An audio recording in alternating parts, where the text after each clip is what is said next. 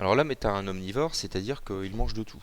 Et dans sa ration alimentaire, on trouve tout un tas de nutriments qui vont être indispensables au fonctionnement de l'organisme, notamment les nutriments glucidiques qui vont représenter à peu près 55% de l'énergie qui va être fournie à l'organisme. Alors on va s'intéresser d'un peu plus près à ce que sont ces glucides et ce qu'ils deviennent dans l'organisme après leur ingestion.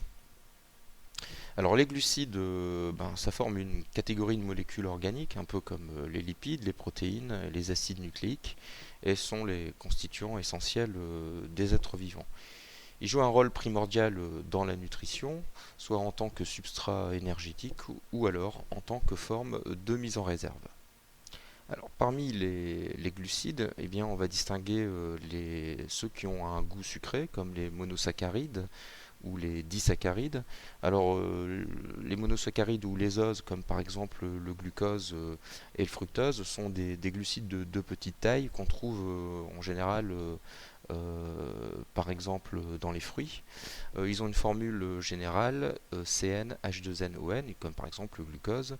Il est donc de formule C6H12O6. On trouve également des diholosides comme le saccharose par exemple ou le lactose qui eux sont formés de l'association de deux oses. Et cette liaison donc qui unit ces deux oses eh bien, pourra être rompue par hydrolyse. Alors on trouve le saccharose dans des aliments végétaux, on trouve le lactose dans le lait.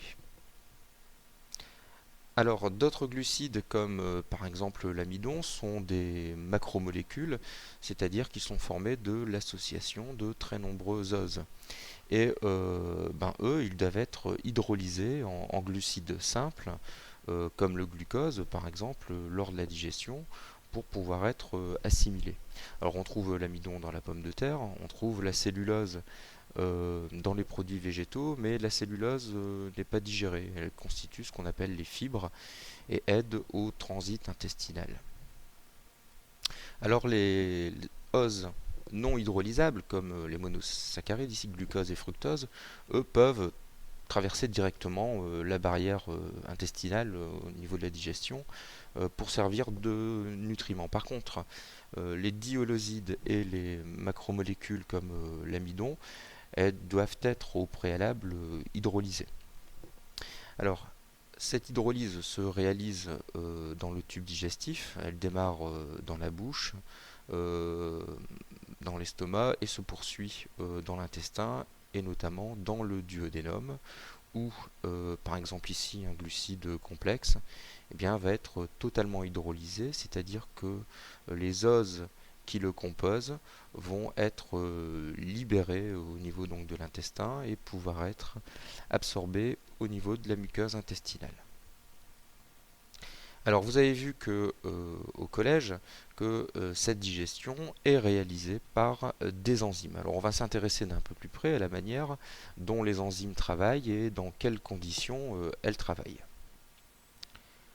Alors les enzymes sont des biocatalyseurs, bio parce que ce sont des protéines et catalyseurs biologiques parce que ce sont des accélérateurs des réactions chimiques du vivant. Alors quand une enzyme agit, on dit qu'elle réalise une catalyse enzymatique. Alors la catalyse enzymatique suppose la formation d'un complexe entre l'enzyme, représentée ici en bleu, et son substrat. Euh, le substrat va avoir une forme, on le voit ici, complémentaire de l'enzyme et il va avoir une forme complémentaire à une sorte de cavité qu'on va appeler le site actif. Alors le substrat va s'y loger, va y subir des transformations pour être transformé par l'enzyme en ce qu'on appelle en produit. Ici par exemple ce substrat suite à l'action enzymatique donne deux produits. Alors les enzymes ne peuvent jouer le rôle de catalyseur euh, biologique que dans certaines conditions physico-chimiques bien particulières. Si on prend par exemple cette enzyme ici, eh bien, elle est fonctionnelle aux alentours de 40 degrés, elle a un maximum d'activité autour de 40 degrés et elle a un maximum d'activité autour d'un pH qui sera un pH de 8. Donc on définit ainsi pour chaque enzyme des conditions optimales. Et quand on s'éloigne de ces conditions optimales, eh bien l'activité, l'efficacité en fait de l'enzyme eh bien, va diminuer. Alors comment expliquer l'existence d'un pH et d'une température optimale? Eh bien, quand la catalyse enzymatique se réalise, on va reprendre le schéma qu'on a vu précédemment euh, sur le point avec les biocatalyseurs. Eh bien, la catalyse enzymatique suppose la formation d'un complexe enzyme-substrat. Et le substrat a bien une forme complémentaire du site actif. Alors il va s'y loger pour être transformé donc en produit. Eh bien, la formation en fait du site actif ici dépend en fait du repliement de la protéine dans l'espace. Et ce repliement va dépendre notamment des conditions de milieu, le pH et la température. Et si on modifie donc les conditions de pH et de température, la conformation spatiale de l'enzyme dans l'espace et donc du site actif se modifie. La structure spatiale n'est plus la même. Le substrat n'arrive plus à se positionner dans le site actif. Et on a d'énormes difficultés à former donc le complexe enzyme-substrat. Et du coup, eh bien, l'enzyme va être moins active, voire totalement inactive si on est vraiment trop éloigné du pH ou de la température optimale. Alors dans l'appareil digestif, on va trouver une très grande diversité d'enzymes.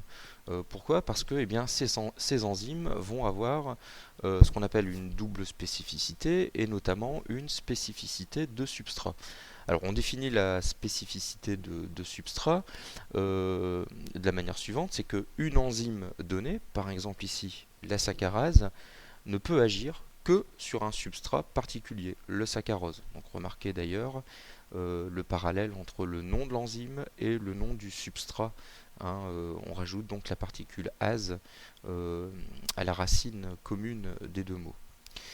Si je prends par exemple la lactase, eh bien cette enzyme ne peut reconnaître, ne peut agir que sur le lactose.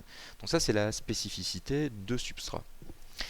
Une enzyme a aussi une spécificité d'action. Par exemple, une enzyme donnée ne va catalyser qu'un type de réaction chimique précis. Alors, ici, la saccharase va hydrolyser le saccharose pour donner deux produits, le glucose et le fructose. La lactase va aussi réaliser une réaction d'hydrolyse, mais va donner deux produits, le galactose et le glucose. Alors, comment expliquer cette double spécificité? Eh bien, cette double spécificité va dépendre en fait de la séquence en acide aminé de l'enzyme. Cette séquence en acide aminé va également directement dépendre de la séquence de nucléotides du gène qui va coder pour cette enzyme. Alors, en laboratoire, par exemple, eh bien, on a pu créer des enzymes modifiées qui vont différer de la forme normale par un ou plusieurs acides aminés. Alors dans le schéma que vous voyez ici, on a en haut une enzyme ici non modifiée, avec le substrat qui est représenté ici, et en bas donc l'enzyme modifiée dont je vous parlais. Eh bien, on constate ici que si l'enzyme n'est pas modifié, eh bien, le site actif va va s'associer au substrat et réaliser donc la réaction, c'est-à-dire le substrat va être par exemple hydrolysé et donner deux produits. Si on modifie la séquence en acide aminé de l'enzyme, eh bien, on va changer la conformation, la structure spatiale de l'enzyme. Elle ne va plus avoir la même forme dans l'espace et le site actif va se trouver modifié. Le site actif se trouvant modifié, eh bien, l'enzyme ne pourra plus reconnaître le produit qui n'arrivera plus à se loger dans le site actif. Donc, il existe en fait une relation étroite entre la séquence d'acides aminés d'une enzyme et sa spécificité. Notamment donc l'affinité de l'enzyme pour son substrat, c'est ce qu'on appelle la spécificité de substrat, et puis également pour la réaction qui va être catalysée par l'enzyme, ce qu'on appelle la spécificité d'action. Alors si on regarde comment se réalise le complexe enzyme-substrat, eh bien c'est pas tout à fait l'image de la clé dans la serrure, c'est pas le substrat qui se loge exactement au niveau du site actif. Ici vous avez par exemple une enzyme qui est la carboxypeptidase et avec un substrat ici qui va venir s'y loger. Donc la carboxypeptidase sans substrat, carboxypeptidase avec substrat. On a repéré quelques acides aminés ici du site actif qui sont colorés en bleu et en jaune. Eh bien, vous voyez que quand le substrat vient se loger au niveau du site actif, eh bien, il y a une déformation de ce site actif pour avoir une complémentarité parfaite entre le substrat et le site actif. Donc c'est plutôt l'image de la main dans le gant, c'est-à-dire que le site actif va vraiment, il a une complémentarité avec le substrat dès le départ, mais cette complémentarité va se trouver renforcée par la fixation du substrat dans le site actif. Alors si on regarde d'une manière un peu plus précise cette liaison entre le substrat et son enzyme, eh bien, on constate que cette liaison se réalise ici par des liaisons faibles. Alors, que deviennent donc ces nutriments glucidiques une fois qu'ils ont été digérés, c'est-à-dire transformés en ose et absorbés au niveau de la muqueuse intestinale? Eh bien, on va les retrouver dans le sang. Si on regarde l'évolution donc de la concentration en glucose qu'il y a dans le sang au niveau du journée, on constate des variations qui se retrouvent dans une fourchette étroite. Il y a une très légère augmentation au moment des repas et une diminution au moment des activités. Mais globalement, on se retrouve autour d'une valeur qu'on va appeler une valeur de consigne d'1 gramme par litre. Les variations physiologiques normales se situent entre 0,7 et 1,26 g par litre de glucose par litre de sang. Alors il existe quelques écarts par rapport à ces valeurs. On verra ça d'une manière plus précise dans les capsules suivantes. Si on se trouve un peu au-dessus, on va parler d'hyperglycémie. Si on se trouve en dessous de la valeur de 0,7 g par litre, eh bien, on va parler d'hypoglycémie. On parlera un petit peu plus tard de tous ces effets, l'explication de ces effets dans les prochaines capsules.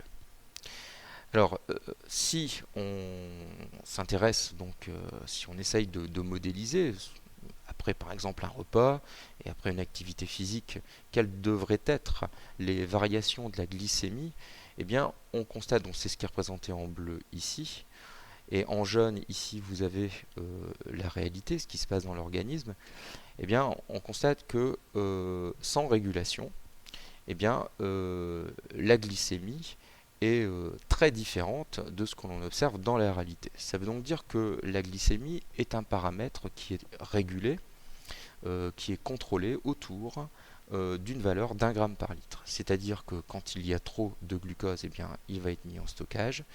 Et au contraire, quand on a besoin de glucose, par exemple lors d'une activité, eh bien, certains organes devront très certainement libérer du glucose. Donc, en résumé, au niveau de notre alimentation, on va trouver des glucides simples qui ne devront pas être hydrolysés et pourront facilement passer la barrière intestinale, et des glucides, soit des diolosides ou des macromolécules, qui devront subir un processus d'hydrolyse enzymatique dans le tube digestif. Donc cette hydrolyse est réalisée par des enzymes qui agissent dans des conditions de température et de pH précises. Et ces enzymes ont une double spécificité de substrat et une spécificité d'action. Une fois dans le sang, la concentration en glucose ou glycémie va être contrôlée autour d'une valeur d'1 gramme par litre par un système de régulation.